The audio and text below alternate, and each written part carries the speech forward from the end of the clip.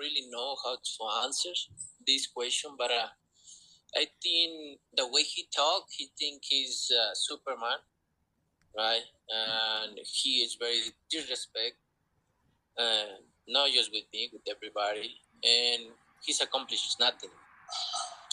Boxing family, it is your boy Martin, aka the Boxing Purist. Welcome to the Truth and Absolute channel, where I speak the truth and nothing but the truth. So help me, good God Almighty. All right, y'all, if this is your first time coming into the channel, thank you for stopping by. But before you leave, hit me with that 3-piece, all right? Like, subscribe, share this video. Now, let's get right into this one. Now, by now, everybody saw the interview with Canelo Alvarez. I believe it was on Fight Hype TV, and he was asked the question that's been asked for like the last couple of years now, you know, with good reason, I might add to you, which is why not David Benavidez? Now, I'm not sure how much videos I've made on this particular topic when it involves Canelo and David Benavidez. I don't know how many debates I've gotten to. I don't know how many comments I've responded to having to do with David Benavidez. Now, in this interview, this is one thing y'all got to remember with the Canelo interview in English.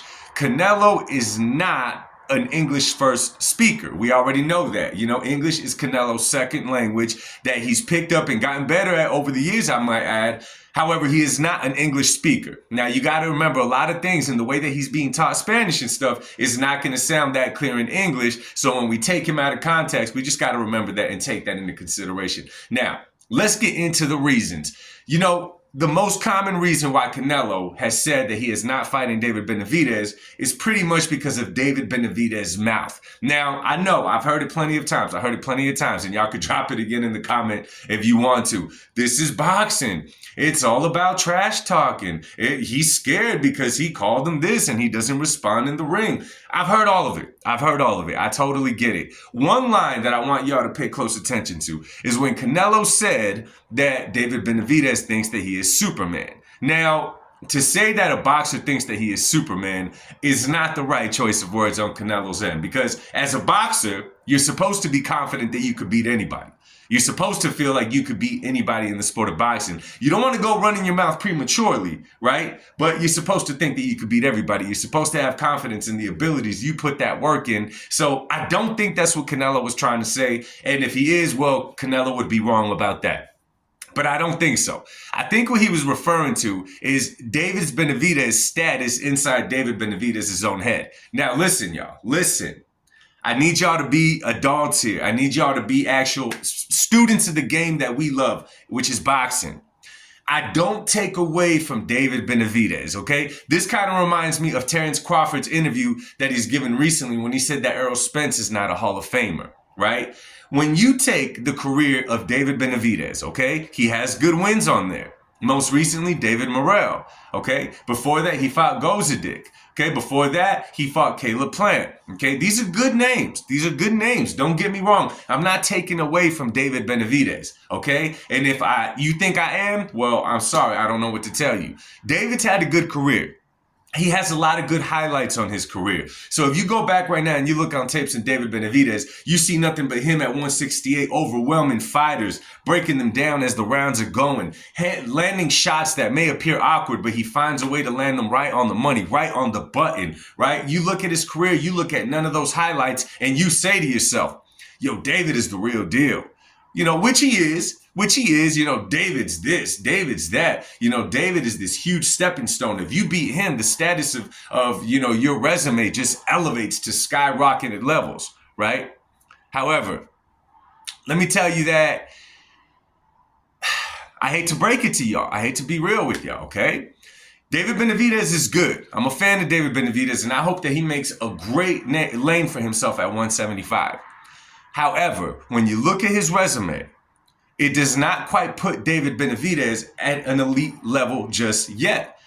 Okay? And same thing with Terrence Crawford. When he tried to take away from Errol Spence's resume, I was really surprised that he said that. I was really surprised when he said that because although they share common opponents, the Kell Brooks, I forget who else. Let me see. The Kell Brooks, the Sean Porters and all that. Errol Spence still fought those guys in the prime of their careers. You know, if I'm not mistaken, Errol Spence is the first guy to beat Kell Brook. All right. I mean, the list goes on and on. But to take away from Spence, is one thing. But to try to elevate yourself like an elite fighter, and I'm talking about Terrence Bud Crawford, it's like, well, bro, if you haven't stepped in there with an elite guy, what makes you an elite guy? Right? So anyway, what I'm trying to say is I don't think that Canelo was talking about Superman as far as his ability in himself. It's the way that David Benavidez would carry himself and kind of make himself an equal to Canelo Alvarez. Y'all remember the whole talk about David saying, we offered Canelo $70 million for a fight. Okay? We. As in, he's part of who's offering Canelo for that fight. That rubs someone like Canelo the wrong way. Right? When you say stuff like he's scared to fight you, okay? When you're talking like you're so accomplished in the sport, especially trying to flex on someone like Canelo, who took that old school boxing route of, I'm starting from right here, I'm fighting on undercards, I'm going to keep fighting, I'm going to keep fighting, I'm going to keep fighting, I'm going to keep fighting, I'm going to get that opportunity, I'm going to keep fighting, I'm going to keep fighting, I'm going to keep fighting. Canelo took what we call an old school way to get where he's at right now, sitting on the boxing throne, at the top of the boxing throne, being the face of boxing right now. He took the old school route. It's very rare these days to see fighters taking that old school route. Matter of fact, we don't even see it. So to Canelo, when someone is talking like a big dog, right, that took that route, it's like, no, you haven't.